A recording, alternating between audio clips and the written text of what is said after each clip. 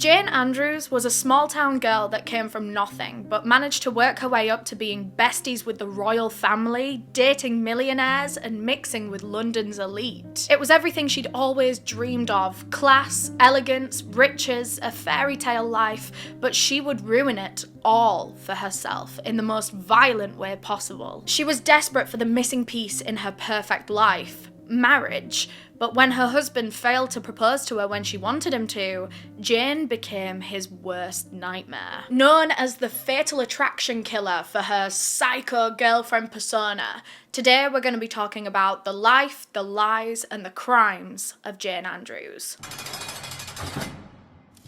Before we get into the case, I just want to thank our sponsor for making this video possible, NordVPN. You guys already know how I feel about NordVPN at this point. They've been my VPN provider for almost half a decade, and I will never switch sides because Nord offers so much to their customers. The VPN itself is literally so easy to use. Within 2 clicks, your IP address is protected and you can surf the internet without having to worry about people trying to hack you or access your precious information. VPNs are essential for the kind of work that we do on this channel. We have to do so much scouring the internet, go into all the dark, dingy, dodgy looking corners. We have to click on so many dodgy looking websites. Thank God we all have a VPN enabled. But even beyond that, because we research a lot of different cases from all over the world, we need access to the whole entire internet, not just the UK internet and the UK sources. So having a VPN helps us to access information that is actually geographically locked in the country that we live in. You can just cross over to another country through a VPN. But they have way more than just the VPN part of the service. They have so many other add-ons, and that is what makes me think that Nord is the king of the VPN game. They have their threat protection feature, which scans any downloads or files before you open them on your computer, so it can let you know if there's any malware in there. They also help to prevent password attacks, which is one of my worst fears in the world. Someone guessing your password or like just harboring your password somewhere. First of all, they have their dark web monitor that scans like underground hacker websites and checks if your information is on any of them, if there's been any leaks,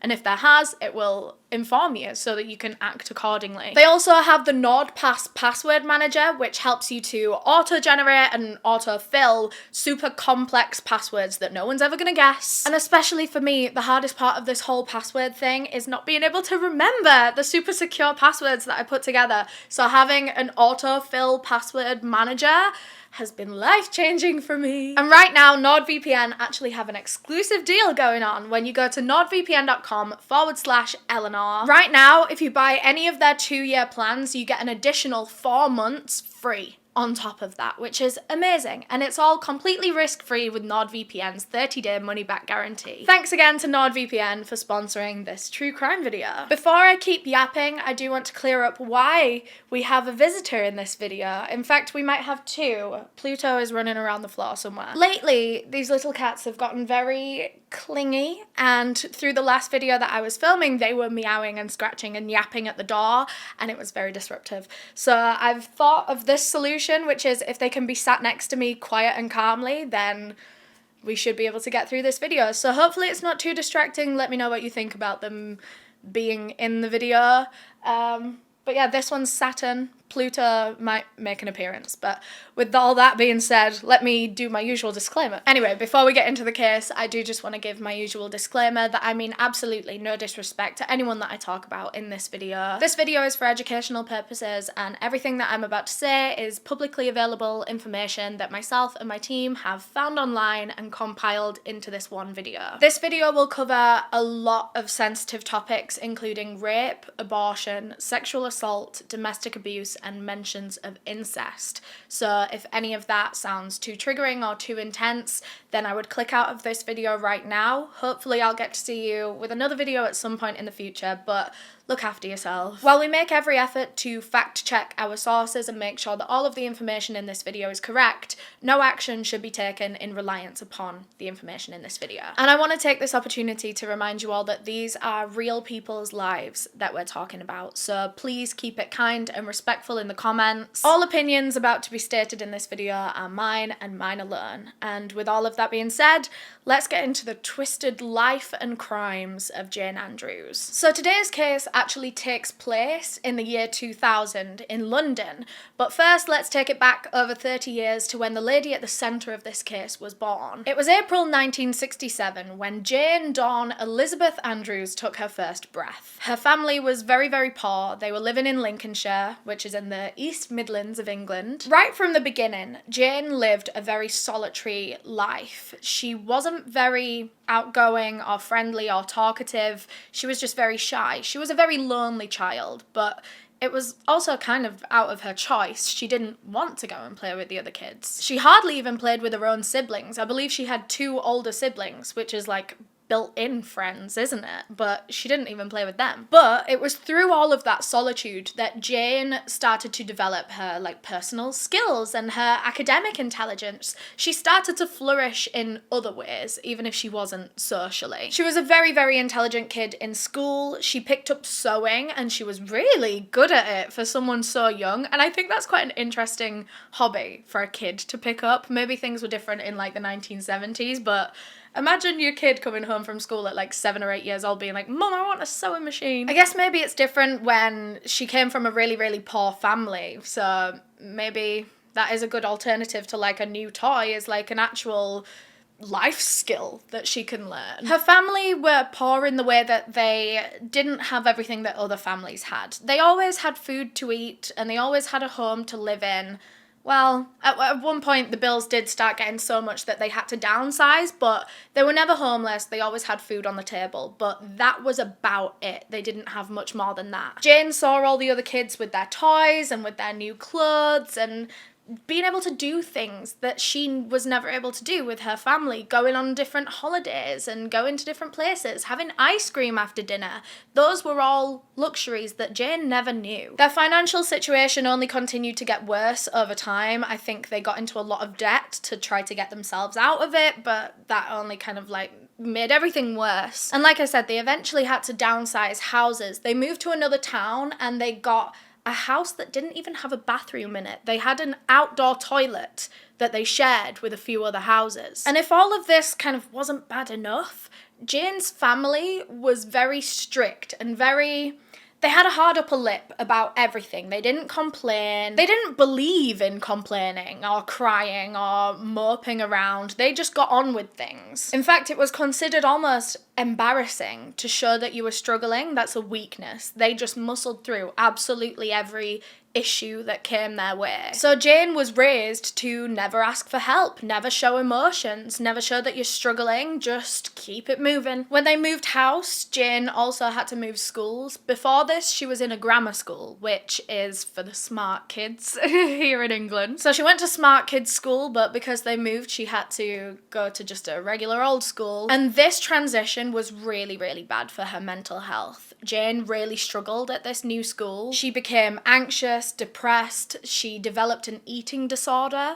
all of which she kept from her parents. Of course, she was raised to never have an issue, to never cry or complain, so she didn't. She struggled all on her own in her bedroom. At the age of 15, Jane started skipping school, and I couldn't find what she was doing in that time. I think she was just hiding so that she wouldn't have to go, because clearly it was very distressing for her. Eventually the teachers noticed that she was skipping school and they called her mum, and I think Jane knew that they were going to call her mum because that evening she ran home and did something very drastic. She flung open their bathroom cabinet and swallowed every single pill she could find in there, likely in an attempt to end her own life. And she was only 15 years old at this point in time. She'd already been struggling with suicidal thoughts for a while, and I think this kind of pushed her over the edge. Her mother actually found Jane later that evening, laying in bed, fading in and out of consciousness. But she didn't do anything to help her daughter. She simply let Jane's actions take their course, and luckily she hadn't taken enough to kill her, and she survived. Her body recovered, and that was it. I couldn't actually believe that when I read that her mother didn't take her to the hospital. I wonder how much she knew. I wonder if Jane confessed that she'd had an overdose. Maybe she didn't even confess that. Because Jane's family were very strict and they didn't like to admit that they were struggling. So maybe Jane didn't admit that to them, or maybe she did admit that to them and they had too much pride to then take her to the hospital. They didn't want people to know that their daughter was struggling. When Jane finished school, she had dreams of becoming a fashion stylist. Remember I said that she learnt to sew when she was really young? Well, that had just continued and become such a huge passion in her life as a teenager. By now, she was designing her own pieces of clothing from like big strips of material, and she loved fashion anyway. She was just such a super girly girl. I believe she even spent some of the days that she skipped school just kind of sat at home at her sewing machine creating bits and pieces of clothes. She was just really passionate about it. It's what she spent a lot of her free time doing. Her dream was to eventually go off to fashion college and, you know, take the whole academic fashion route. But at the age of 17, Jane had yet another huge traumatic event in her life when she felt unexpectedly pregnant. She knew that realistically, she wasn't going to be able to take care of this baby. She was just 17 years old. She didn't have a job. She didn't have a career or her own home. She had debilitating mental health issues. Eventually, Jane made the very difficult decision to go through with an abortion, which was something that she really didn't want to do, but she felt like she had little other choice. And she said that this decision traumatized her for the rest of her life. She thought about that baby that she lost and that decision that she made almost every single day for the rest of her life. But absolutely, she made the right choice by the child. That wouldn't have been a happy life for that child to be born into, and she definitely made the right choice by her own mental health as well. I don't think she would have been able to handle becoming a mother at 17. That was a very brave, very mature decision that she made, and I feel like she didn't have people around her to say that at the time and to support her through it, so just in case anyone else needs to hear that. Jane left college and got herself just like a standard retail job, which was alright, but she knew she wanted more from life. She had big dreams. She wanted to become someone important. She wanted to be rich. She wanted to be a fashion designer, and ideally a very rich and famous one. Some of her earliest memories were of her realizing that her family was poor, that they couldn't have things that the other kids had. And Jane decided very, very early on that she was going to change that when she grew up. She was going to take the responsibility into her own hands and she was going to make money. A lot of it. And I know that, like, everyone wants to be rich, to be fair. Who doesn't? It sounds nice.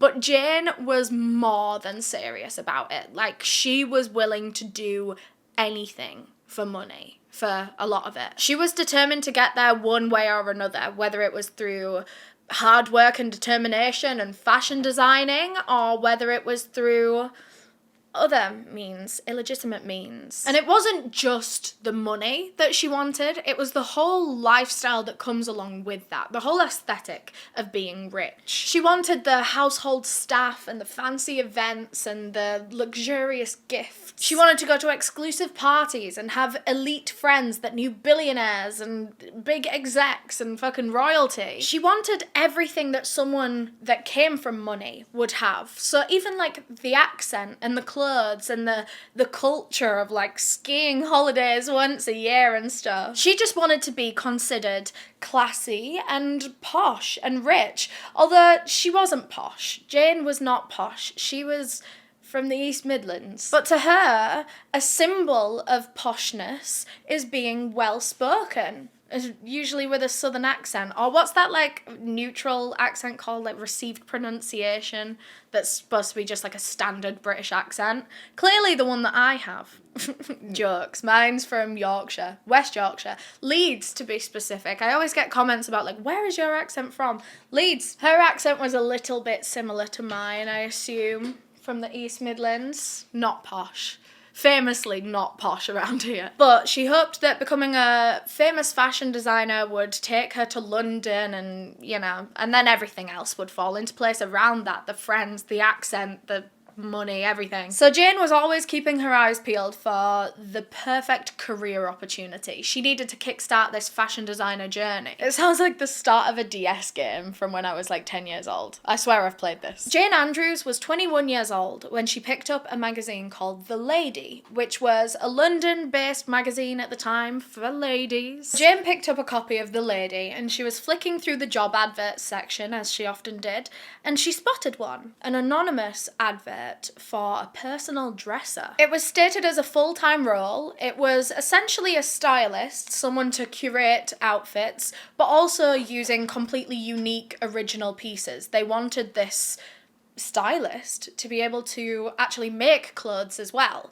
It was perfect for Jane. So that same day, she sent in her CV, she applied for this job, and a lot of time went by and she didn't hear back. So she just kind of forgot about it. I mean, that's the job market for you. But then, 6 months after she applied for the job, she received a phone call. They were still looking to hire. Lucky for them, Jane was also still looking for a job. So the person on the phone asked her a few questions, was kind of assessing how good she would be for this job, and then they revealed who she would be personally styling. It was none other than Fergie.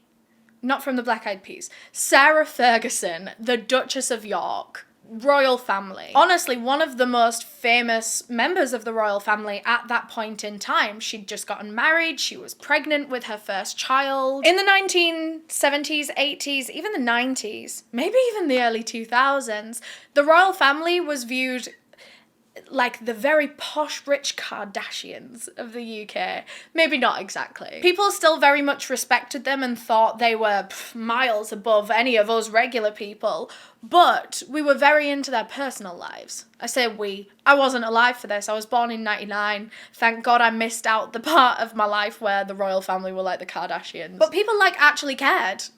Loads. More than they do today. Well, more than our generation does, I'll say. My mum's generation, I mean, think about how much all of our mums love Princess Diana.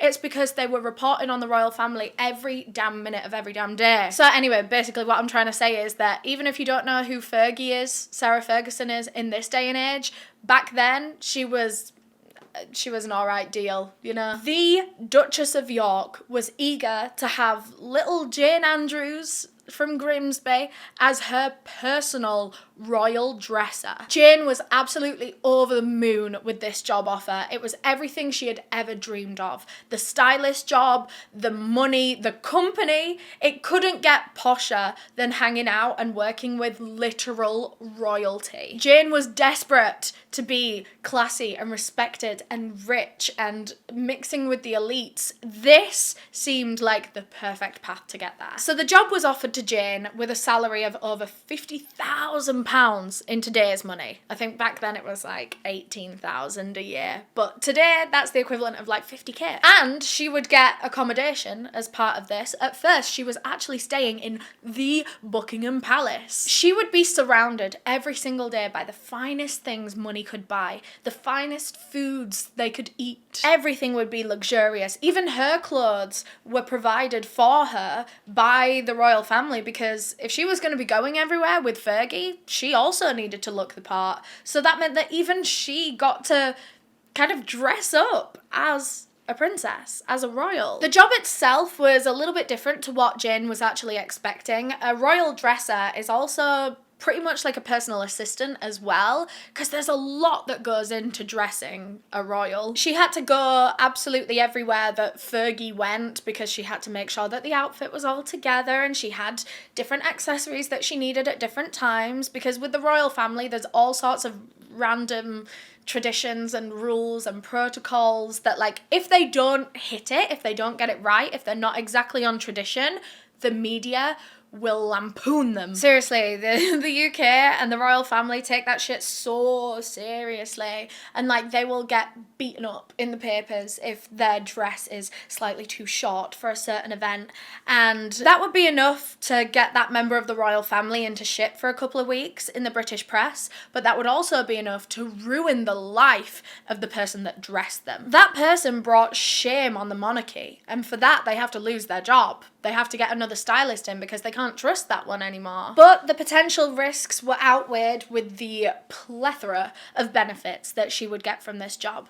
Getting to go absolutely everywhere that Fergie goes was a dream come true. Just by proxy, she would have Fergie's life. Fergie's friends, the events that she went to. And so with that, Jane Andrews travelled to London with nothing more than £10 in her pocket and a suitcase full of her old clothes. On her very first day, one of the housemaids met Jane at the side door of Buckingham Palace and led her in to a bedroom that she would be staying in for a little while. She wasn't always working in Buckingham Palace. No, she was. She was always working in Buckingham Palace, but not always living there. She eventually got a flat just in London. But until she could get her own London residence, she was in literal Buckingham Palace. When the housemaid took her up to the room, she saw a huge bunch of flowers on the side with a note that said, "Welcome to the team, signed the boss," which was Sarah Ferguson, Fergie. Lucky for both of them, Jane and Fergie got on really, really well. They were immediately like besties. They could confide things in each other, they related to each other on a lot of things. They were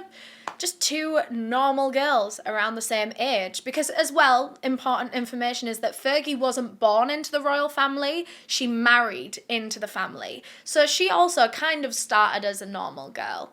I can't really remember what Fergie's childhood was like. One second. Oh, so it turns out Fergie's dad, sorry, just a little history lesson here. Fergie's dad was the polo manager for the Duke of Edinburgh and for Charles, the Prince of Wales, who is our king now. So I guess she did kind of have connections with the royals ever since a child. Her dad was their polo manager. So I'm assuming actually maybe she had a nice life. She couldn't completely relate to Jane Andrews on the normal girl thing, but whatever. The point was, Jane and Fergie got on like a house on fire. They were besties, and Fergie was seamlessly integrating Jane into every part of her life, and Jane was loving it. This is exactly what she wanted. But she very quickly started to feel inadequate. She was getting imposter syndrome. She knew she didn't belong in these very elite circles. Clearly, Fergie, being the daughter of the royal polo manager, she had actually grown up with a lot of privileged, silver spoon, high-class, generational wealth elites. Jane had not. She was not prepared for the way that all of these people acted and the way that they would feel about a no one, a commoner, coming into their circle. Jane got made fun of quite a bit. They would look down on her. They would especially make fun of her accent because she would say things like grass and bath, and down there in the south, all those posh people, they say gross and bath. But Jane desperately wanted to fit in with this group. She wanted their approval more than anything. And so she started to change, like, everything about herself to become more like them. And she decided to model herself on one person in particular, someone that inspired her the most, someone that she wanted to be just like, her boss, Fergie. As the weeks went by, Jane grew almost obsessed with Fergie, and she would analyse everything that she did. Her mannerisms, her vocabulary, the phrases that she said, she started to replicate it all. She even started to dress like Fergie, which I found very ironic, considering she is the one that dresses Fergie every day. She's the one that decides what Fergie wears, and then she decides what she wears based on what Fergie wears? Does she not realise that she's the one dressing both of them? But I mean, like, she would intentionally choose outfits that were very Fergie's style. So the two of them would go out and this would look like her little mini-me next to her. Jane even took elocution lessons to get rid of that pesky little accent of hers. She didn't want to be saying grass and bath anymore. She wanted posh voice. Actually, this was one of the first things she did because she felt like her voice, her accent, her words were a dead giveaway that she wasn't actually posh and she wasn't part of like generational wealth. Her parents were no one. And your accent says all of that about you as soon as you start talking. She started talking in these circles and they could tell that she wasn't like them. So that had to be one of the first things to go. But the point is, Jane embarked on this whole reinvention process in her early 20s and she became a walking, talking Sarah Ferguson, Duchess of York clone. But as Jane started to change to fit in with this new crowd, her old crowd, her family back at home, were starting to feel very alienated by her. They felt like she had changed for the worse. She was becoming very superficial and unlikable. But Jane didn't spend too much time worrying about that and worrying about what the people in her old life thought because well, it was time for her new life now. She was living the dream at garden parties at Buckingham Palace, sipping champagne with Princess Diana. Like, why does she care what the people back at home think? And the best part of it all was that Fergie adored Jane. So much so that she didn't seem to, like, notice all the creepy copying, or if she did notice, she didn't really care. She adored Jane like her best friend, like her best employee, like her closest confidant. She would tell her all the royal secrets. Maybe to Fergie it made sense that they were starting to look and act the same because, well, I mean, have you ever spent like a whole holiday with your friend and then you come out of it talking the exact same and everything? I do the exact same. I chameleon with people that I like. It's a kind of common thing, and I mean, Jane did it on a level that I have never seen anyone do it on before. But to a degree, it's quite natural. And maybe Fergie was just a very forgiving and understanding person, being like, oh, well, Jane must just really look up to me. Little did Fergie Ferg know that it was all intentional. It seemed as though Jane was genuinely trying to take over and steal Fergie's life. In 1989, 1 year into working for Fergie and the royal family, Jane started a relationship with a mega rich man named Christopher Dunn Butler. And he was literally double her age when they got together. She was 22, she was young and fresh and naive, and he was in his 40s, mid-40s. But the two of them had an absolute whirlwind of a romance. Literally within 3 months of meeting each other, the two of them were married. Imagine marrying someone that you've been in a situationship with for 3 months. Absolutely not. I would rather be arrested and die in prison. That was very dramatic, but seriously. As much as I like to think I'm a hopeless romantic, the red flags are really red flagging if you're getting married after only knowing this person for 3 months. You don't know them yet. You have not seen them in major stressful situations. You don't know.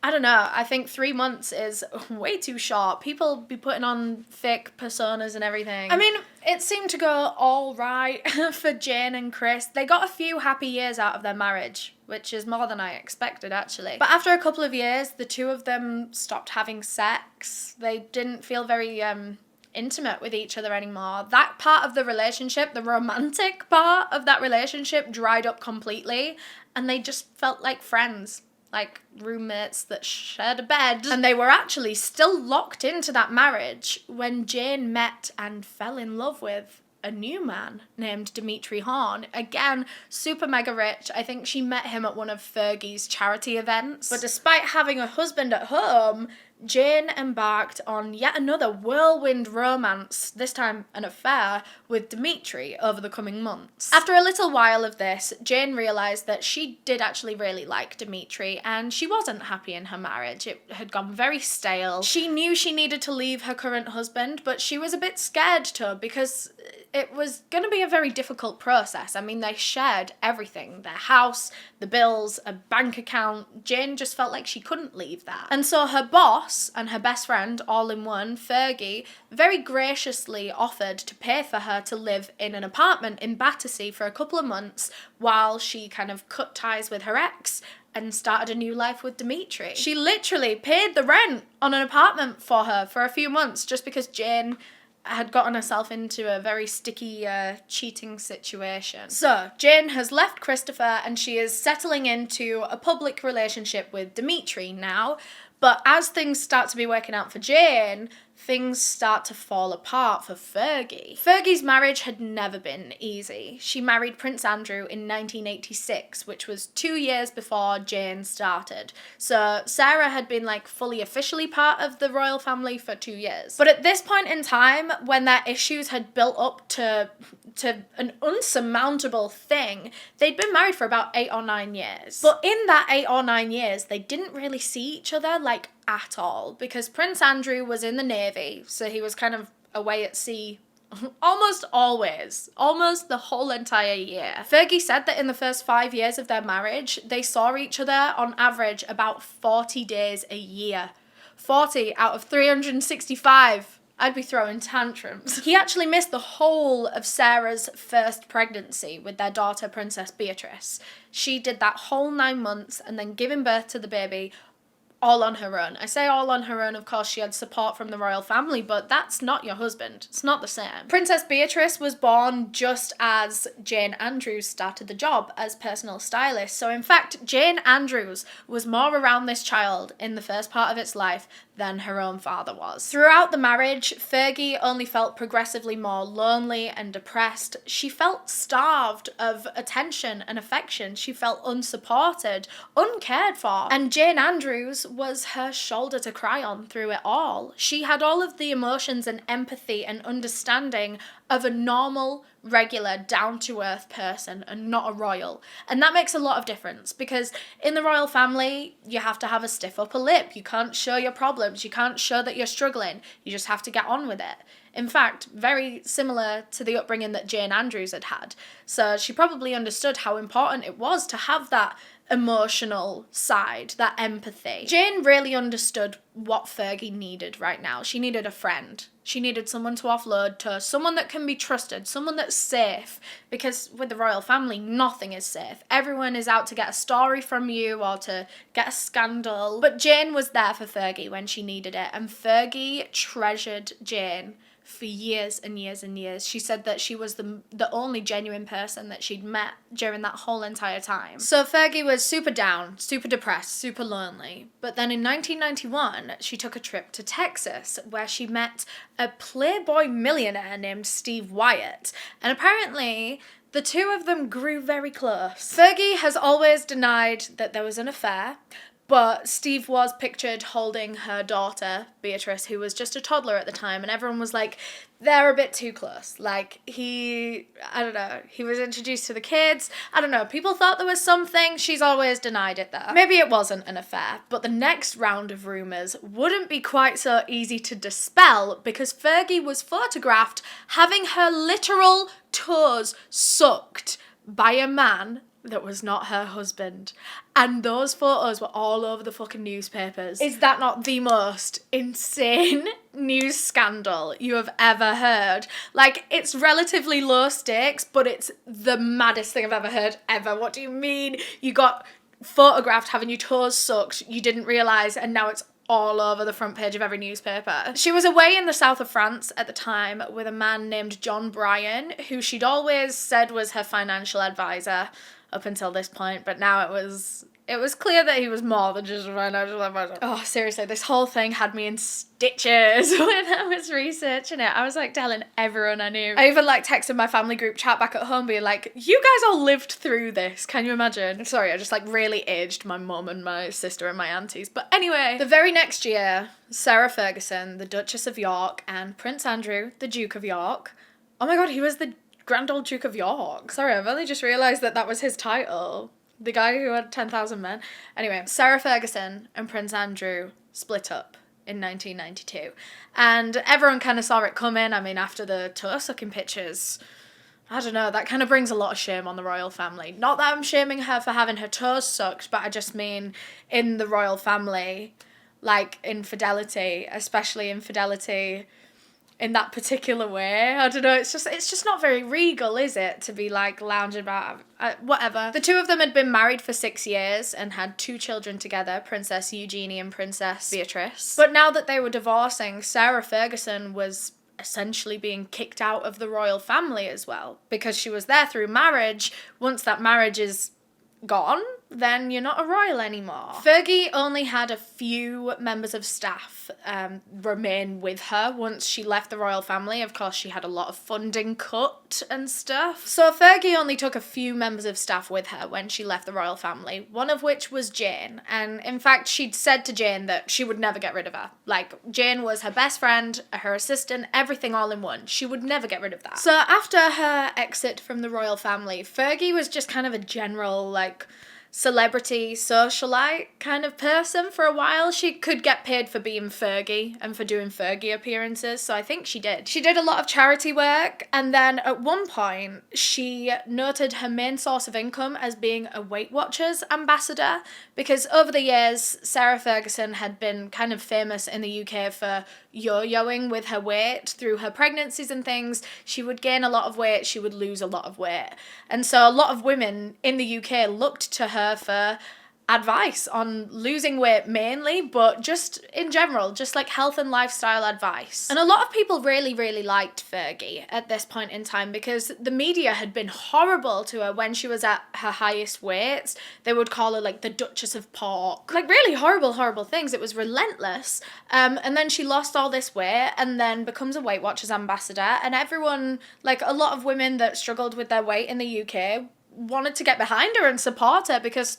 she deserves a good opportunity after everything that she'd been through. Especially because Fergie had struggled with her eating and weight patterns over the years. She'd had eating disorders. The public didn't know this, but of course, you know, internally for her, this was a really big thing in her life to get to a stable point and then be an ambassador for that. Because when they were younger, Fergie and Jane used to feed into each other's eating disorders. That was a terrible metaphor to use, I'm very sorry. But I don't really know how to, they just used to encourage each other, I think. They used to keep each other in check, and they would eat the same things or not eat the same things. It was quite unhealthy for them to be in such close proximity and both having these thoughts and feelings about food and restriction. But again, that was something that made the two of them closer. It was something that they could relate to, that no one else could, and they didn't want anyone else to know about it. It became like their secret, their thing that they both had, that they shared only with each other. If I haven't made it clear enough throughout this video, Fergie absolutely adored Jane Andrews. She saw her as a genuine best friend.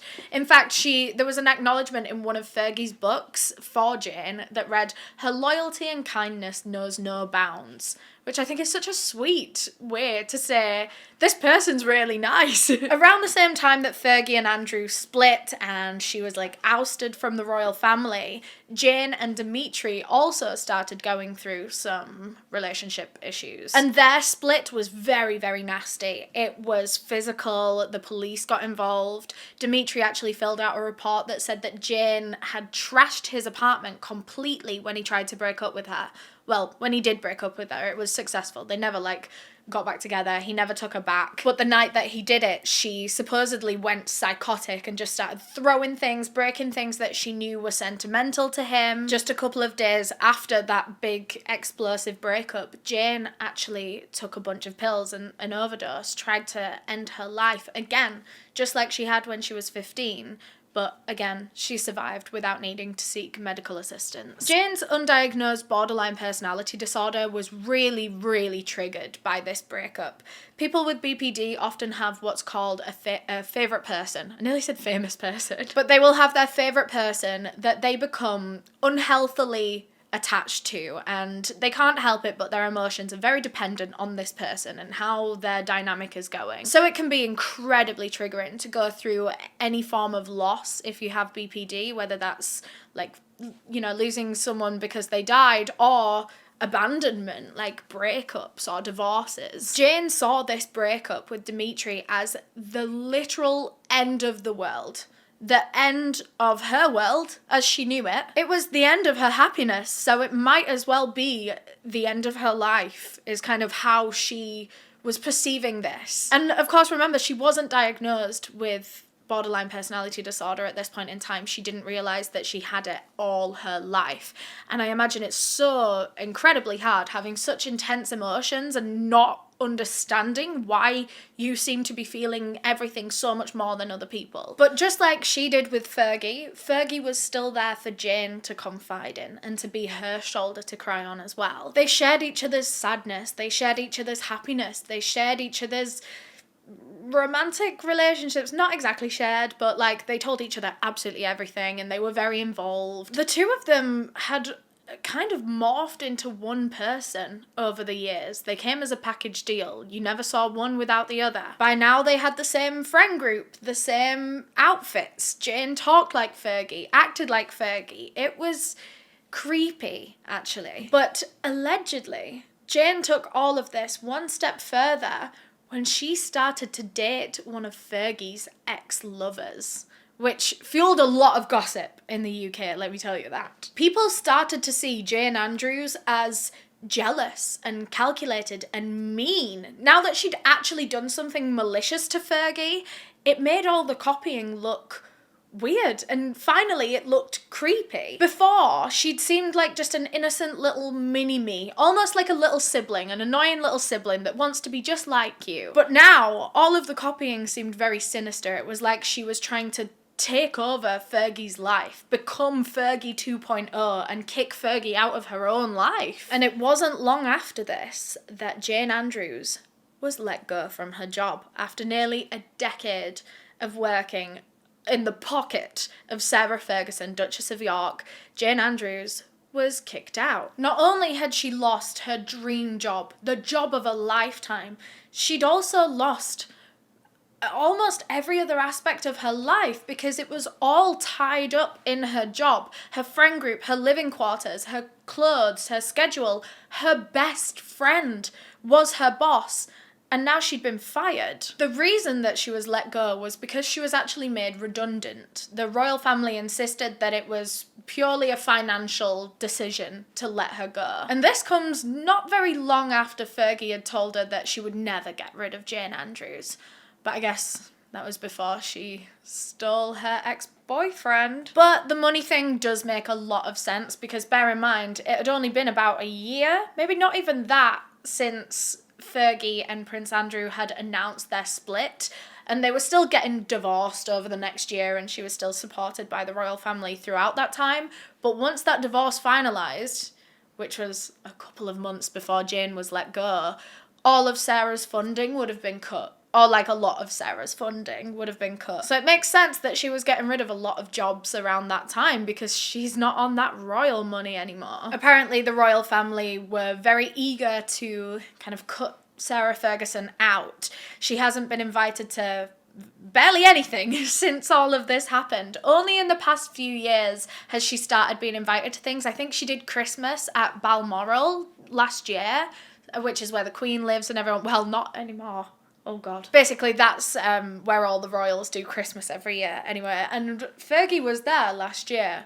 But that was the first year. Since the whole toe-sucking thing, she was thought to have brought horrific shame on the royal family. Actually, I have a quote from Princess Margaret, who was the Queen's sister. She had written to Fergie after all of this, saying, "You have done more to bring shame on the family than could ever have been imagined." Because at this point, this was obviously pre-pedo scandal, which actually, ironically, was her husband. But before all the pedo scandals, this had probably been one of the worst things that had happened to the royal family in years. Years and years and years. Well, other than all their, like, infidelity scandals that it's just part and parcel of being in the royal family at this point, isn't it? They forgive infidelity so quick. And paedophilia, it seems, actually, because Prince Andrews was doing fine for ages. I also just called him Prince Andrews, and I think my brain is turning to mush because he was just Prince Andrew. Singular. Anyway, I was talking about Jane being fired from the stylist position, and all of her life had to change overnight because of that. She'd gone from socialising with the elites, with a well-paying job, getting to go to all these different events, and now she had to find a new job, she had to find somewhere to live, and she was finding it really difficult to find another job because the job that she'd had for like 8 or 9 years, that she'd gotten so specialised and so skilled in, those weren't really skills that you could apply to different jobs, like knowing all the royal traditions and protocol. That's not going to help you anywhere else other than a job in the royal family. She ended up getting a job in a jeweller's for a while. I think she could fall back on her previous retail experience and fashion designing and things. And around this time, a mutual friend introduced her to a man named Tom Cressman, and this was a fateful connection. And Tom was a catch, let me tell you. He was in his mid-30s, he was a millionaire. He had had a very successful life. He used to be a stockbroker, but had since started up a few different businesses, I think. He works in like selling car accessories and covers for your expensive cars. He had high-class, expensive taste, and he was in well-to-do circles.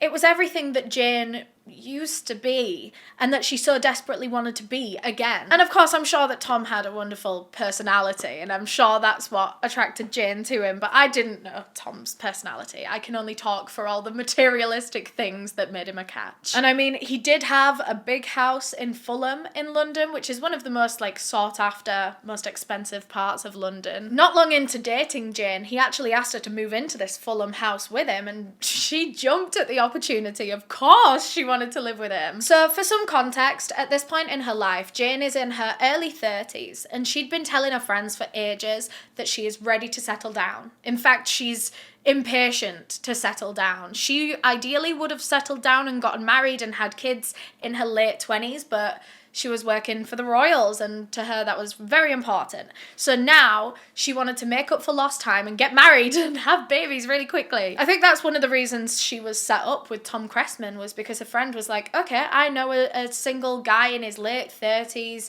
He's probably ready to settle down. I don't know. Paired them together. And things were going really well with Tom and Jane. They got on, they had a lot in common, you know, really liked each other. But Tom didn't actually want to get married. He was 39, I think, and perfectly happy, kind of being a bit of a playboy. Jane was hoping that he was going to propose to her sooner rather than later, but he wasn't gonna. He didn't want to. He didn't take this relationship very seriously, which is actually quite interesting considering he asked her to move in with him, but he doesn't want anything more than that. He doesn't want marriage. I don't know how he felt about kids actually, but marriage was the main thing that Jane wanted because she saw that as the first step. She was very hyper-focused on getting a ring, getting a proposal, you know, getting the ball rolling on their life together. But he was in no rush to, because I don't think he wanted to. And their friends said that their relationship really wasn't as happy as they kind of wanted everyone to believe it was. They would argue a lot behind the scenes, and apparently Tom would be quite cruel. On one occasion, he actually said to her, "How could you possibly think I'd want you to be the mother of my kids?" Which is hurtful. I always find it very peculiar when men do things like this. They will ask a woman to move in with them and then be like, "What made you think I would want you to mother my children?" Well, probably because you invited me to fucking move in your house and we're together and you're not breaking up with me and you say you love me. Maybe that's why. Sorry.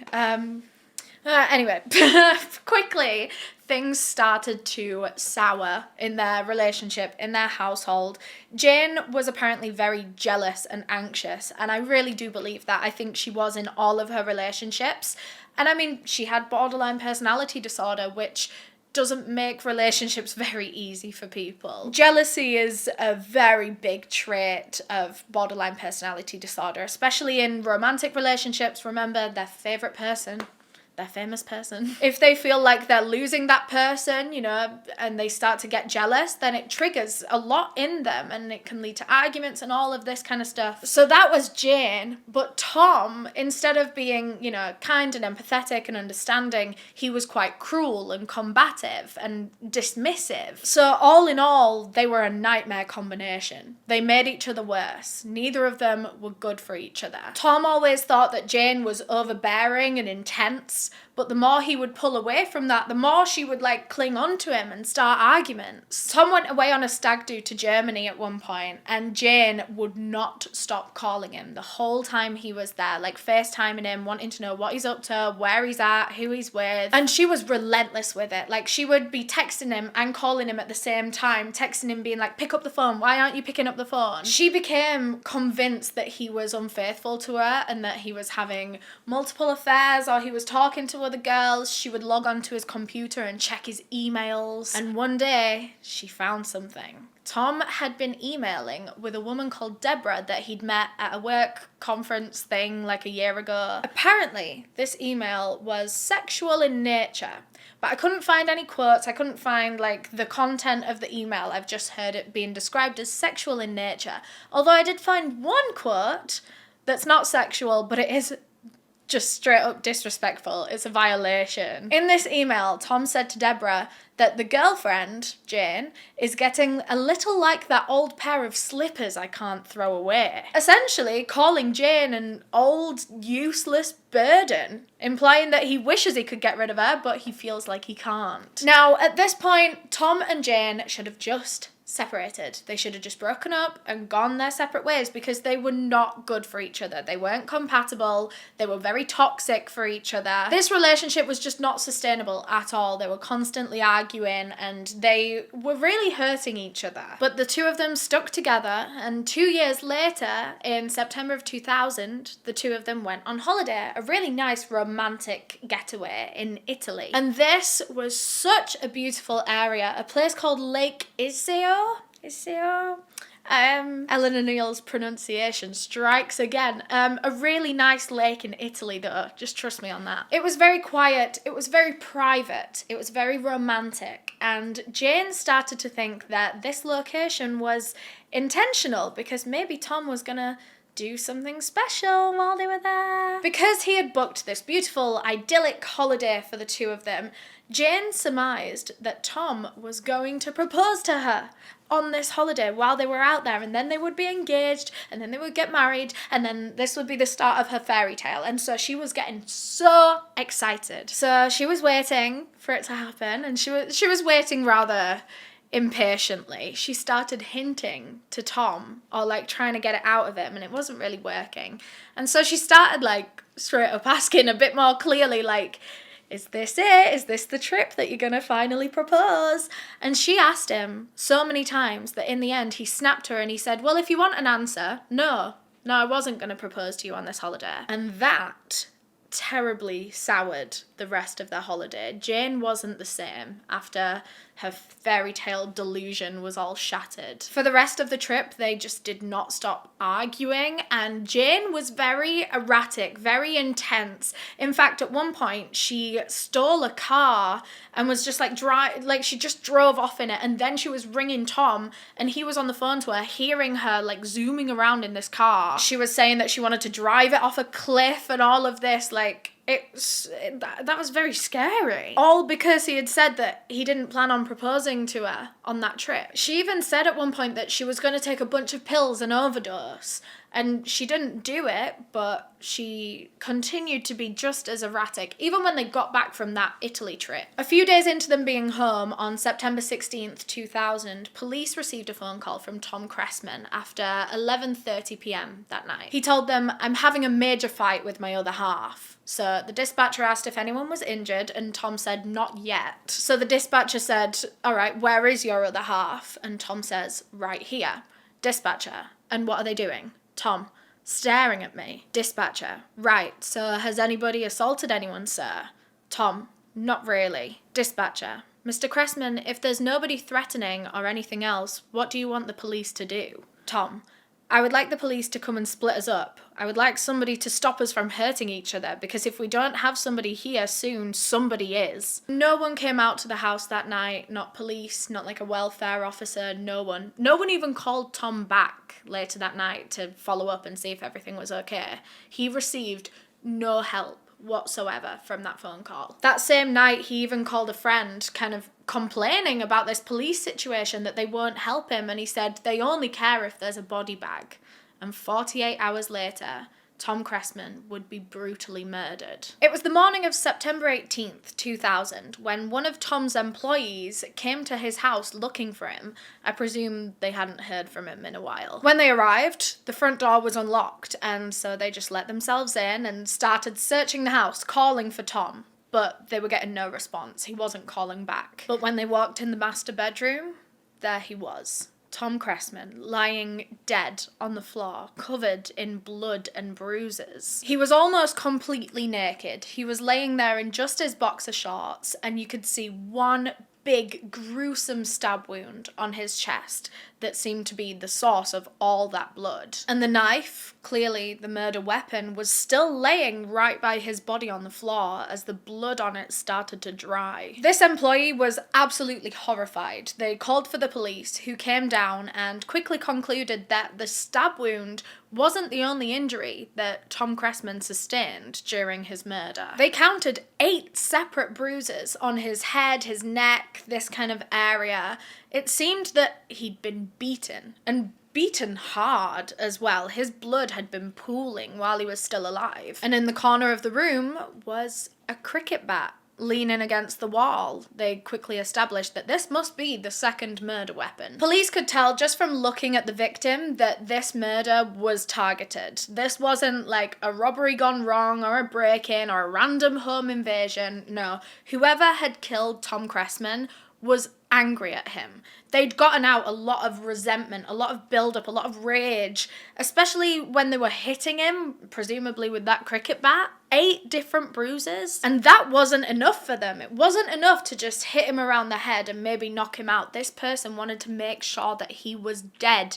They then went and got another weapon, probably from the kitchen, and returned to his body, or to where he was laying in the bedroom, and finished him off.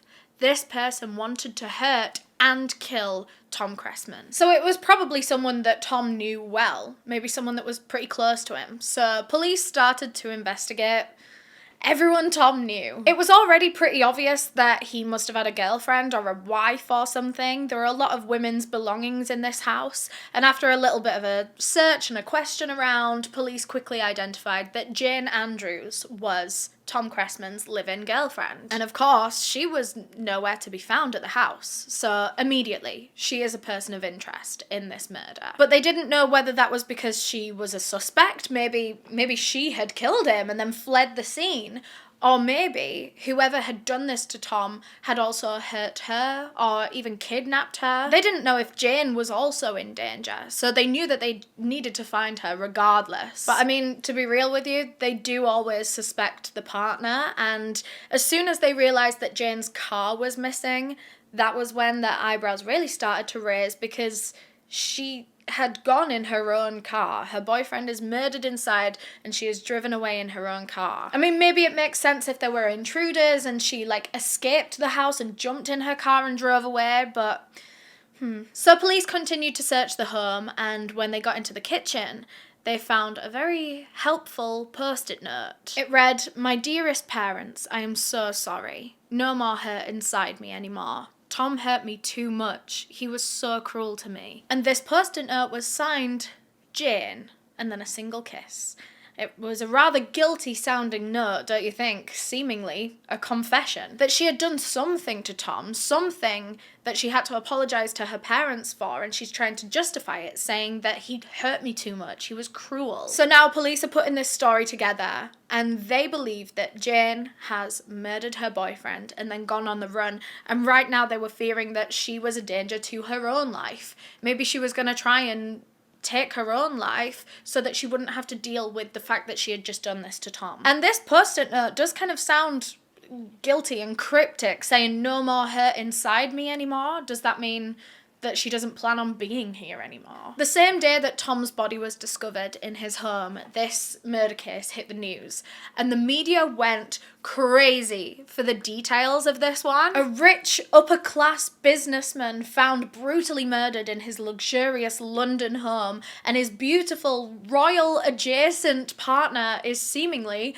on the run after beating and stabbing him. The British public couldn't relate to any of it. This was rich on rich crime, but they were lapping up every detail, and the media knew that. The media knew that the public wanted to know about Jane and Tom Cressman. So they were digging and digging, trying to find any little story that they could run on them, or their past, or their relationship. But after all, at this point in the case, things were very urgent. They were fearing that Jane was going to take her own life if they didn't find her quickly. Police were desperately contacting around Jane's social circles, asking if anyone had seen or heard from her, and absolutely no one had. They'd all tried calling and texting her and leaving voicemails for her, but she wasn't getting back to anyone, not even her own family.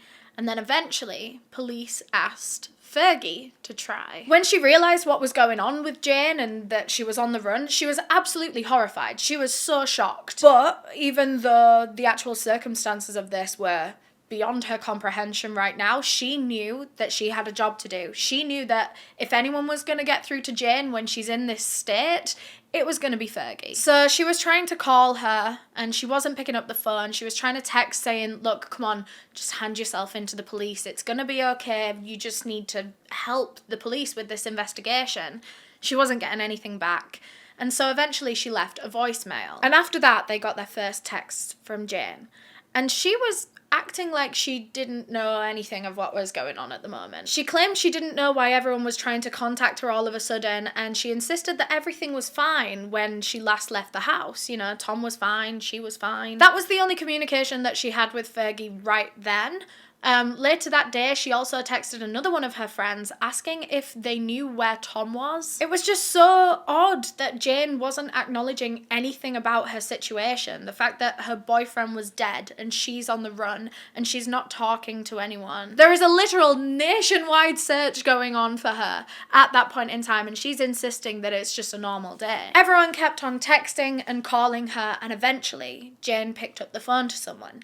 And everything was not okay on her end. Even though she'd been insisting that it was for days, it seemed that everything was different. When she picked up this phone call, she was trembling, she was shaky, like you could hear it in her voice, how anxious and distressed she was. She said that she didn't know where she was at that point in time, just some dark road. She was on the side of some road. So the friend that actually rang through to her was with the police at this point in time. I don't know if the police were talking to Jane on the phone or if they were making out like it was just a conversation between her and this friend. But either way, Jane starts to try and describe where she is, so then police would be able to identify it and get down there and help her. But it was as they were speed searching, trying to get a hit on her location, Jane confessed something to them. She said that she had taken a lot of pills and she was feeling very faint, and at this point her voice started to slur. She said that she couldn't feel her legs, and then after that, total silence. Her friend on the other end was saying, Jane, are you there? Is everything okay?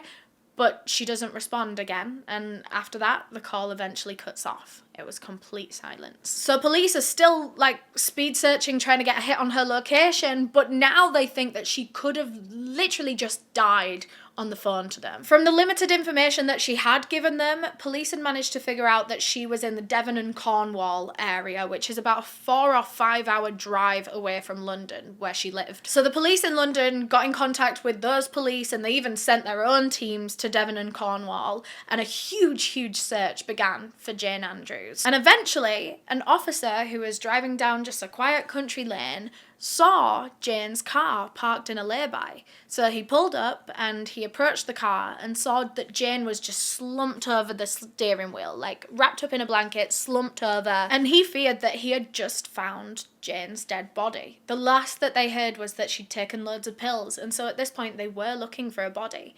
And so this officer taps on the window to see, I guess. And Jane sat up. She was alive. She looked up at the officer, and with that, they had her. Jane was admitted to a local hospital in Cornwall, and she was kept there for monitoring and a few tests for the next 2 days, because of course she'd confessed that she'd taken a load of pills, so she needed to be medically checked over before they could take her to the police station. But after 2 days in the hospital, she was fine, she was discharged, and police took her to a station in London, because right now she was the only suspect in the murder of her boyfriend. When she was sat down in the interrogation room, some officers come in and it all begins, and this is where she claims she learns for the first time that her boyfriend is dead. She said she had no idea before that. She'd been saying on the phone that she doesn't know where she is. She was asking friends if they'd heard from him and stuff like that, acting as if he's still alive. So she claims that this is the first time she actually found out that Tom was dead. And Jane reacted kind of how you would expect. She was sad.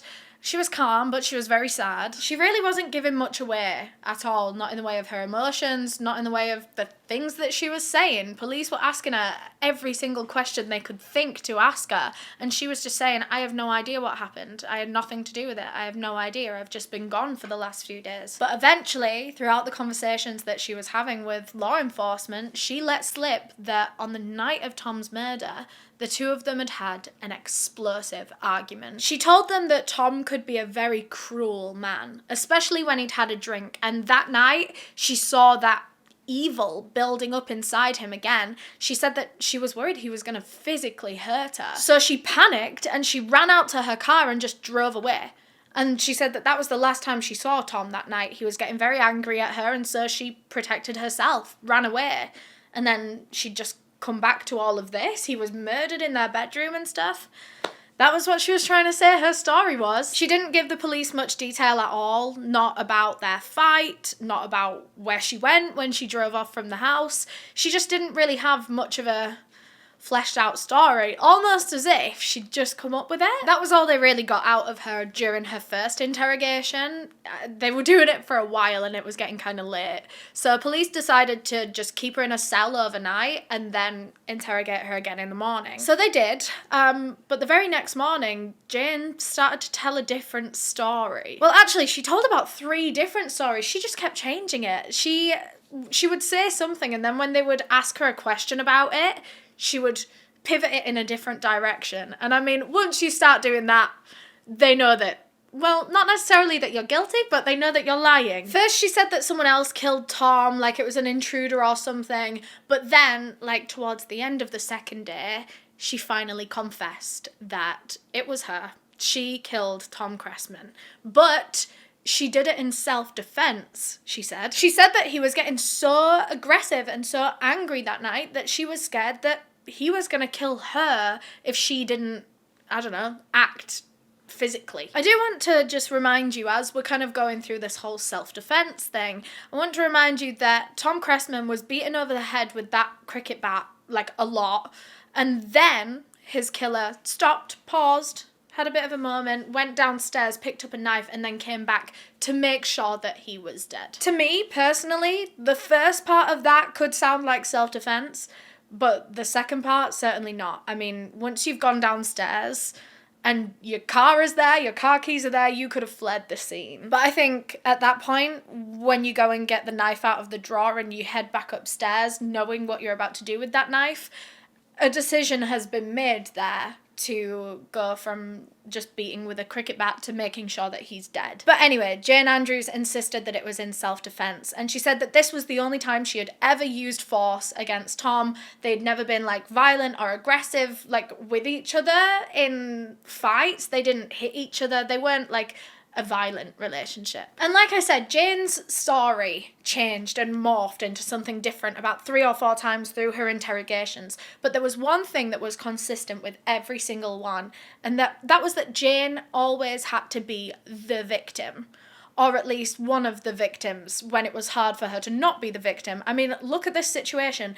There is a literal murder victim, someone who has lost their lives. What more could you lose? Yet, in her stories, Jane is always worse off than the literal murder victim. She was always the victim of something or someone. Police didn't entirely believe the details of Jane Andrews' story, but they didn't need to. Regardless of the details, they had a confession. She confessed that she was the one that killed Tom Cressman. And so that day, Jane Andrews was charged with the murder of Tom. And the media outlets once again had a field day with this story because there was so much to report on. The main thing being that this was a royal connection now charged with murder. This was Fergie's best friend. Everyone remembered Jane Andrews being in Fergie's pictures like 5 or so years ago. So now she was front page news.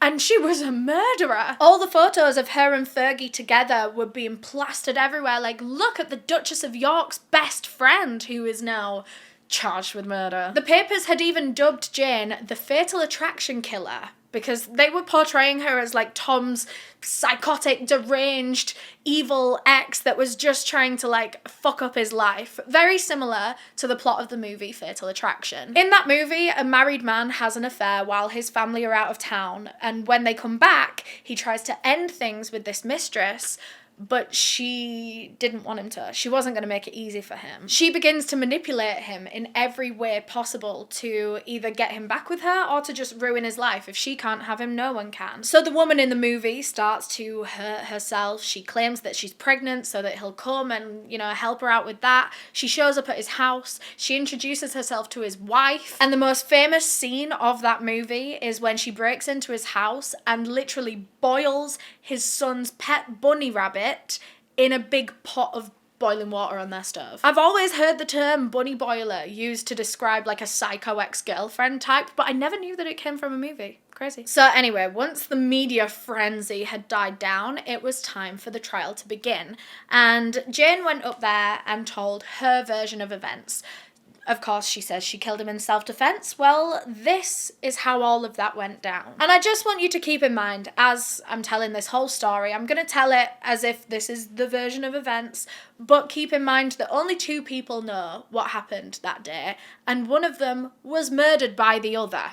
So, Jane said that on the morning of the murder, the 2 of them had an explosive argument, one of their worst yet. And for the first time pretty much ever, as far as I'm aware, Tom started to get physical with Jane. She said that he pushed her down onto the bed, she wasn't wearing any clothes, and he overpowered her, tied one of her arms to the bed. She said he then covered her head with a pillow and proceeded to anally rape her and told her, "I'm going to really hurt you and no one will believe you." Eventually he let her go, and so she said she jumped up and she ran into their dressing room to try to get away from him, but he followed her in. She said that he wouldn't let her leave. Once she was in that dressing room, he'd picked up a stool and put it in the doorway and sat on it, almost like a fucking guard dog, so that she couldn't get out. Apparently, at one point, he was just casually reading the newspaper there, while she was clearly very distressed. This whole time, she's shouting at him, screaming at him, crying.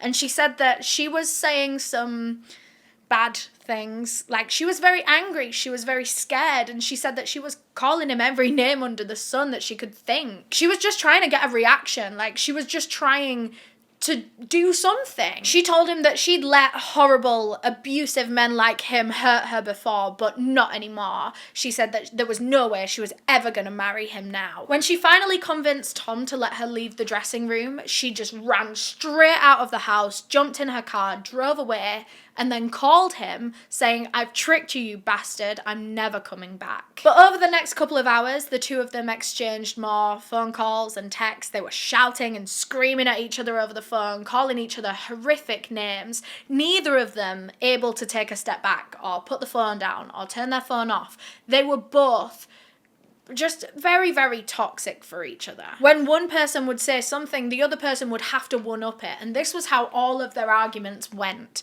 And they never even really got resolved. They would never have conversations and communicate and talk through their problems afterwards. They would just kind of start talking again and just be friends again, and it would all be swept under the rug. Well, at this point, Jane is in her car, she is screaming bloody murder down this phone, and she's telling Tom that she is gonna kill herself. She's gonna take loads of pills, and she's gonna kill herself, and Tom was refusing to take her seriously. I mean, she said this a lot. This was kind of her go-to when she was in an argument with him, and so he was refusing to take her seriously, and that only made her even more erratic that he wasn't taking her seriously. In fact, she was getting more and more angry at him because he was giving her more reasons to be, I guess. And so it was at this point, while Jane was out of the house, that she pulled up that email that Tom had sent to Deborah. Remember the one that was sexual in nature? But I don't actually know how, but he called her a pair of slippers. Well, Jane took this email and she forwarded it to both of Tom's parents and faxed it to Deborah's work. So her work had her sexy emails. Ooh. And all of that was just an act of revenge. She just wanted to ruin Tom's life, to embarrass him, to humiliate him because he had hurt her. And that was one of the most powerful ways that she could think to get back at him. Eventually, Jane drove back to the house, and she said that when she entered, Tom just opened his arms and said, "Welcome home." And of course, we don't know if that's true. A lot of people don't believe Jane's whole story, so maybe this is just another part of the lie. But if that was true, It makes sense. Do you remember what I said about how they would just never resolve anything? They would just have an argument, go their separate ways, and eventually come back as if nothing had ever happened. Jane said that she was in the house normally for about 10 minutes, whatever normal is in the middle of a situation like this. She said she got a glass of water and then knocked it over by accident, and this snapped them out of that normality. Apparently Tom went mental at her. He was screaming at her for spilling this water, and he overreacted to this so much. It must have been, you know, all the built up resentment that things never actually get solved. And so he snapped on her, and Jane said that again, she saw that evil in him. That same look that she saw earlier before he allegedly raped her. And so she filled with this fear again. She said that she tried to avoid him as best as she could for the rest of the evening, and it was kind of okay. And he went to bed before her, and eventually when she went up and got in beside him, he tried to anally rape her again. When she resisted, he supposedly hit her, saying, "You know you like it." With that, Jane got out of the bed and just went somewhere else in the house for a while. She was hoping that he was going to calm down and fall back asleep, and then she'd be able to go back into the bedroom and slip into the bed next to him. And eventually, that is what she did. But before she went up to bed, Jane grabbed a cricket bat from downstairs. She thought she was just going to take it up and lay it next to the bed just in case she needed it to protect herself. If he started going crazy on her again, she would have that bat. So she went up to bed. Tom was asleep. She crawled in next to him, and just as she started to drift off, Tom woke up and started beating her and screaming at her, "I'm gonna fucking kill you." Jane sprung into action straight away and started to protect herself. She grabbed that bat that she'd left next to the bed and started beating Tom Cressman over the head with it, over and over and over. Tom was injured pretty badly after the first few blows, and Jane remembers this moment where she kind of froze for a bit and started freaking out, realizing what she'd just done. She hadn't killed him, but she had assaulted her boyfriend, and she was going to be in so much trouble. And she says that from that point on, from when she had that realization, everything just becomes a blur. She says that she doesn't remember stabbing him, but she did. The pathologist that looked at Tom's body couldn't actually tell if he'd been knocked out with any of the hits from the cricket bat. He could have been conscious for this whole entire thing, but what happened after she'd hit him and hit him and hit him, Jane then put the bat down, leaned it against the wall where it was later found. She then went downstairs, went to the kitchen, looked through all of the kitchen knives, picked one out, and then returned to where Tom was laying on the floor, beaten in their bedroom, and she proceeded to plunge the knife into his chest. Just the once. Of course, she says she doesn't remember any of this. This is just something that we know from the physical evidence. She says she has flashes of memories that she can't quite make out. She remembers having her hair pulled at one point, and she remembered Tom being on top of her with the knife in him, almost as if she'd been holding it like that and then he'd fallen onto it, which I think is just another part of her trying to make shit up and sound more innocent, that she just happened to be holding the knife. He fell onto the knife. I don't think that's ever happened in the history of ever. But she says the next thing she remembers after all of that is being on the other side of the bedroom door, pulling it closed with all of her strength, believing that Tom was coming after her. So she had slammed this door, she was pulling it closed, and then she kind of comes back in her head. She doesn't remember showering or cleaning herself, but she did. She got in the shower and washed all the blood off her. That was actually confirmed from forensic reports. I don't know if they'd found blood in the bottom of the bath or whatever, but that was confirmed. She even cleaned blood off of a few items in the house, and I don't know what those are. But again, I think linoleum was used, and they found that blood had been on certain things.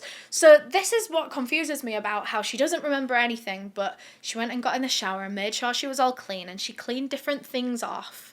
I don't know. She said that the only memory she has after clinging onto the door and making sure that he don't come out, she says the next memory she has after that is sitting in her dressing room, looking herself in the mirror and knowing that she needed to get away. She needed to leave that house. Now, all of these blanks and inconsistencies in Jane Andrews' story could be because she was so scared and so traumatized that she dissociated through committing the murder.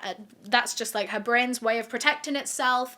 And yeah, it's hard to recall memories if you were dissociated at the time. But alternatively, she could be having all these blanks and inconsistencies because she is straight up lying. That is also another possibility. a possibility that I believe to be a probability. Maybe she wasn't entirely confident that she could craft the perfect story with all the perfect details, and so she's leaving things intentionally quite vague and not giving details because the details don't exist if the thing never happened. Tom Cressman's friends and family, and even his ex-girlfriends from before Jane, have been very vocal about how he wasn't a bad man, he wasn't a violent man, he wasn't an angry man.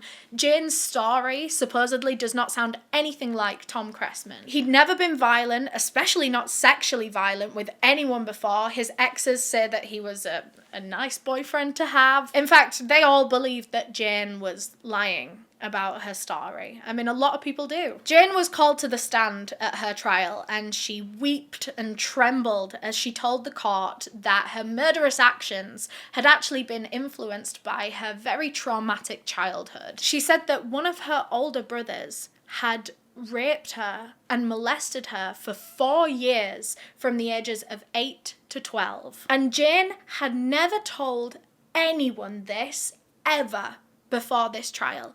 This court hearing, when she is being accused of murder, is the first time that anyone finds out that she is holding all of this deep trauma. None of her family knew. Her psychiatrist, previous psychiatrists as well, had never found, she'd never told them about this. It all just happened to come out on her murder trial. She said that the reason she had never told anyone was because when she was younger, her brother had told her that bad girls go to prison for telling. So she was too scared to speak a word to anyone of it. But naturally, this caused a lot of shock and confusion and disgust among the Andrews family, because this was the first that any of them had ever heard about an alleged rape, molestation situation. Some of the Andrews family believed Jane. They believed that she was a victim. They believed her pain and her tears in that courtroom were real. And a lot of them cut off that older brother. But the majority of Jane's family didn't believe her. The majority of the family stuck by that brother, who was absolutely disgusted to hear that she'd said all of this. After all, Jane Andrews was known for being quite manipulative at times, and I guess if there's ever a time that your manipulative streak is going to come out, it's when your life and your freedom is on the line. In your murder trial, when you could get life in prison, that's probably the time she's going to start manipulating. Of course, they couldn't provide any evidence for these allegations because they were from decades and decades ago, so those allegations do remain just allegations. They were never proven. Jane said that being raped by Tom on the day that she killed him had brought back all of this raw trauma. She was very freshly triggered. And so later on in the evening, when that was threatened to be triggered again, when he was saying that he was going to kill her and he was hitting her, she then felt that the only way that she could protect herself was through violence. But then, on the very last day of the trial, a bombshell piece of evidence was uncovered. Throughout the trial, Jane had been staying with one of her friends, and on that final day of the trial, this friend turned up at the courtroom begging to speak to someone, to one of the detectives. She said that Jane had said something last night that completely changed her mind about the case. So the chief detective came out to speak with her, and she said that Jane had confessed that she had intentionally killed Tom that day. It wasn't in self-defense, he hadn't fallen on a knife.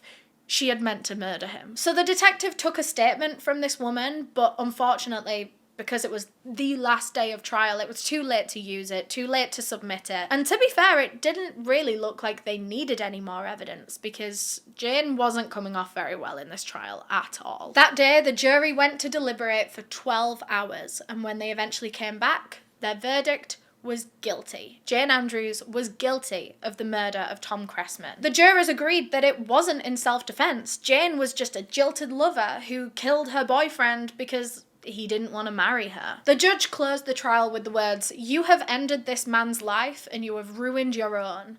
Jane Andrews was sentenced to life in prison with a minimum of 12 years. About 8 years into her sentence, she was transferred to an open prison in Kent, which means she was allowed out during the day. At this point, she wasn't deemed to be a danger to the public because her crime was a very specific crime of passion. It's not like she's just a murderous individual that wants to take people's lives. She was just very angry at that one man one night, so they they didn't think she was a danger to anyone else. And actually, at this point in time, she'd been diagnosed with borderline personality disorder, finally. I think she got that diagnosis around the time of the trial or when she first started prison. I said that like it's a club. But I mean, now that she finally had that diagnosis and she was on medication and she was in specialised therapy, she could understand herself a lot more and she was just doing a lot better mentally. So, for all of those reasons, she was trusted to be in an open prison. Although she definitely shouldn't have been trusted yet. One day, Jane went out, you know, as you can with open prisons, and she just never fucking returned. She escaped. Jane Andrews escaped prison, and so a second nationwide manhunt began for this woman. 2 in 1 decade. Once again, this case was thrust back into the spotlight, back into the media, and they were speculating that Jane was going to come back for Fergie. I actually do think it was just journalists being silly geese. They were saying that Jane had never forgiven Fergie for firing her and now she was going to come back after escaping prison. I really don't think that was ever going to be the plan, but because the media had been like printing headlines like this, Fergie was so scared. They hired in a bunch of armed police to like be her personal bodyguards until Jane Andrews was found and detained again. I can't believe they thought she was going to be like on the hunt looking for Fergie when the reality was that she was really just trying not to be found by police. She was sleeping rough on the streets and just trying her best to hide for 3 whole days, and then she was eventually found with her parents. She'd called them up as soon as she escaped prison, begging them to help her. And so they had kept all of this very quiet and they drove over 200 miles to Kent to go and, I don't know, be with her. What were they going to do? Rescue her? Hide her? They didn't even get to start the plan because police found them so quickly. But yeah, Jane Andrews was rearrested. She was sent back to prison. And when she went back to jail, all of her inmate friends thought she was the stupidest fucking person ever because she was 8 years into her sentence and her minimum was 12 years. So she had done the majority. She'd done over half. She only had 4 years left, but she jeopardized all of that. She ruined her chances of being allowed out on time because, I don't know, because she couldn't stick out those extra 4 years. She did it to herself. So she's back in prison, and I think she even had a little bit of time added on to her sentence for all of that palaver. And over the next few years, Jane Andrews strikes up a pen pal relationship with a male prisoner from another prison. And they would write letters back and forth, and they were romantic with each other. And Jane would call him my husband in all of the letters, despite not being married to him. Even in prison, she's creating these like fantasy delusional worlds where she's married and she has a family and like everything is okay. But it's all delusion. Like the reality is you are writing to some other fucking unhinged criminal, calling him your husband. You're not married. You haven't seen the outside of yourself for the past fucking 6 years. And you know what? To me, the fact that she's striking up a relationship like this that is very delusional, that tells me that she is not ready to be released into the world because she's still very delusional when it comes to men.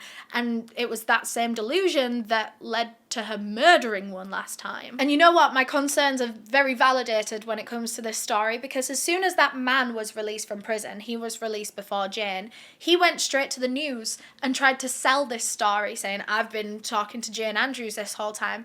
That's all he wanted from her. All he wanted was a bit of money. And I just think she's not ready to be able to handle situations like that in the real world. Like, thank God she was locked away in a prison when all of that happened because who knows what she would have done to him or herself or I don't know. Eventually, in 2015, Jane Andrews was released from prison.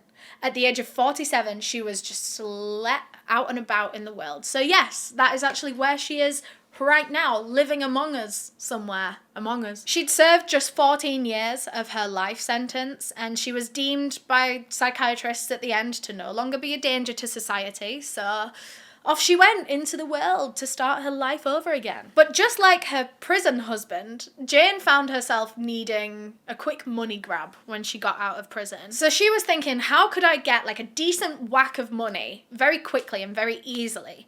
And that was when she started to search through all of her old belongings from her old life, from when she was rich and when she was friends with rich people that would give her expensive, luxurious gifts. She was like, surely I can sell all of this. Her parents had very kindly stored it all for her for the last 14 years that she was in jail. I don't know. They're better than me. All that shit would have been going in the bin as soon as I found out my child was done for murder. I don't know. So Jane went to her parents' house. At this point, she's like moved back to the East Midlands. She goes to her parents' house. She's rummaging through it all, and bingo, she finds a bunch of old royal memorabilia. And it was all in such great condition because it's just been packed away for fucking ages. There were birthday gifts in there, Christmas gifts, anniversary and commemorative items that she'd gotten from her employer, the fucking royal family. Imagine how many random gifts and belongings she would have had, like, from the palace or from the royals, because not only were they her employer for like 10 years,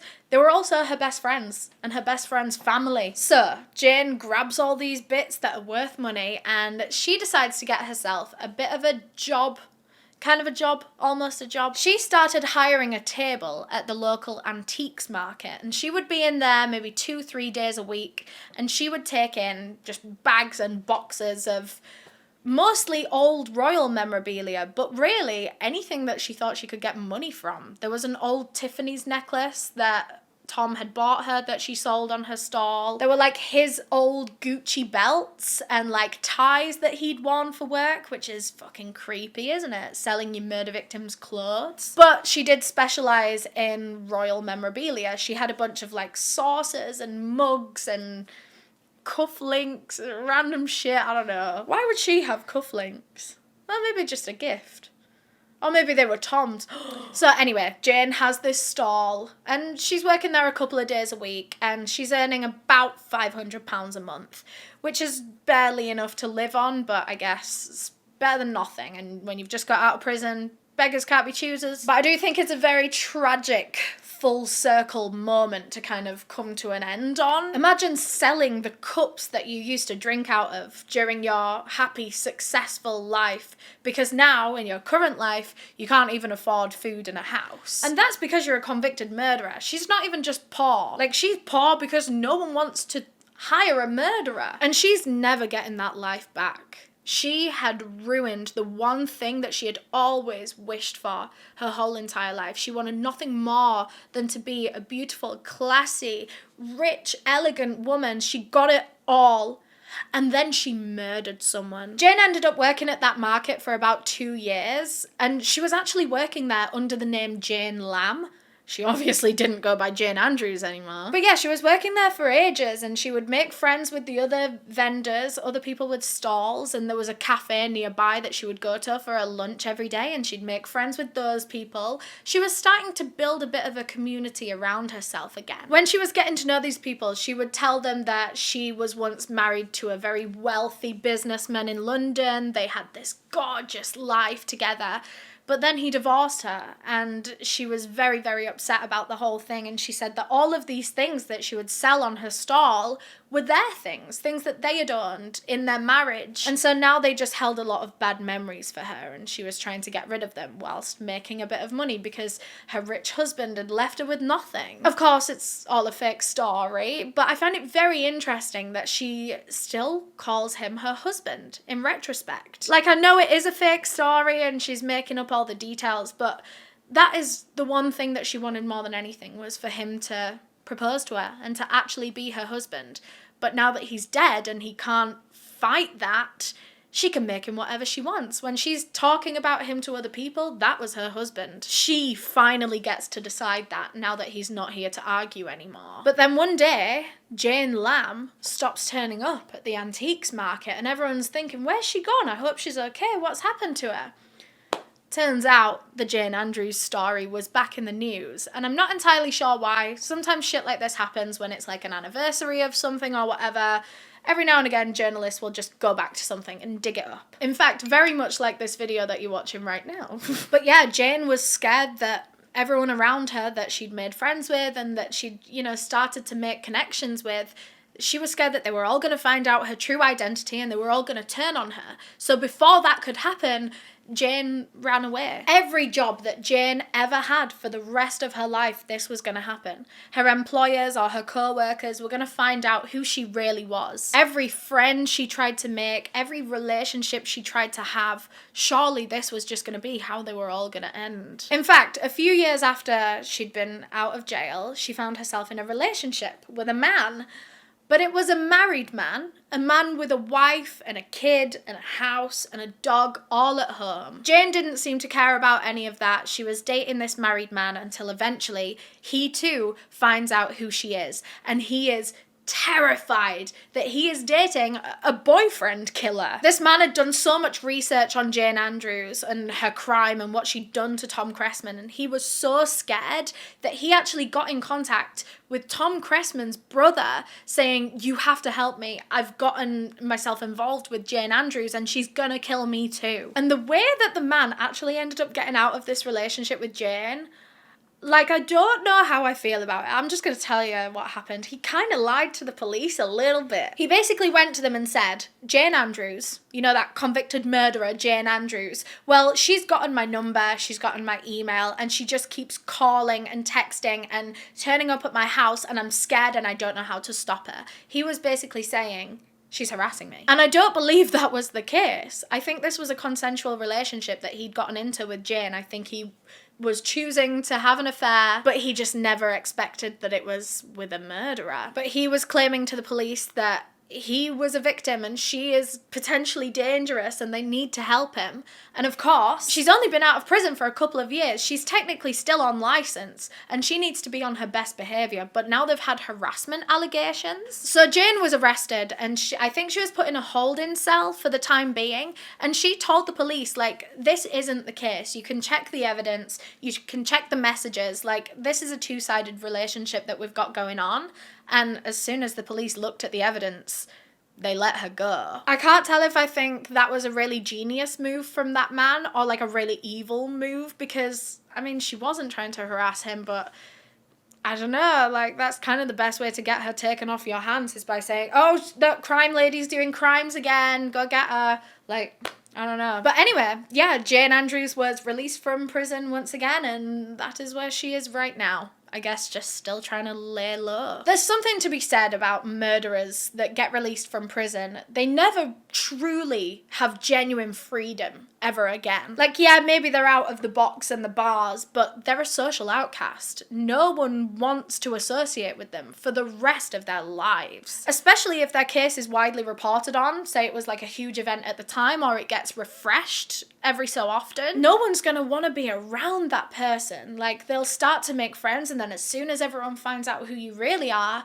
they'll all abandon you again. And that's just gonna keep happening. Every time you build up a community, they'll abandon you over and over again for the rest of your life. What a sad existence it must be to be a murderer freed from prison. Like, at that point, maybe I would rather just be in prison where I've got no expectations and I'm not living such a lonely and disappointing existence where I'm being left over and over again. I don't know, it's quite existential. I guess you just have to fucking not murder people and you wouldn't really have to worry about that. But that is all I have for this video. Thank you so much for watching. If you enjoyed it, please leave a thumbs up down below or leave a comment or engage with the video in some kind of way. That's the best way to support me and the team that makes these videos every single week. Because when you engage with the video, YouTube pushes it further. And when YouTube pushes it further, our smiles get bigger. So thanks. Thanks again to NordVPN for sponsoring this video. Remember, there's a special offer for you guys when you go to nordvpn.com/Eleanor. And right now, if you get any 2-year plan, you will get an additional 4 months free on top of that. It's amazing. Don't miss out. But yeah, thank you so much for watching. If you enjoyed this video, there should be another one on screen now for you to click on if you want to watch another, or if you want to subscribe to my channel. We post content like this every single week, so click in the little circle with my face in. Cool. Bye.